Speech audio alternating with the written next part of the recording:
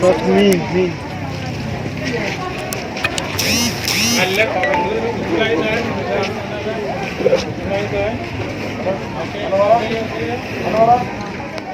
Syederalun sebanyak 295 etnis Rohingya yang terdampar di bibir pantai Ujung Blang, Kecamatan Banda Sakti, Lok Semawe, Senin sore diambil sampel darah untuk dirapid test.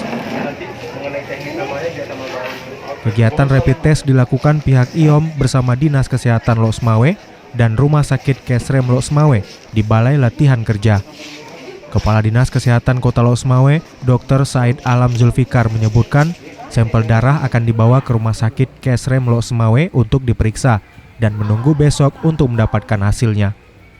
Naas saat dilakukan pengecekan, seorang wanita tiba-tiba mengalami gejala kesehatan berupa mulut berbuih sehingga dilarikan ke Rumah Sakit Umum Cud Mutia untuk pemeriksaan lebih lanjut.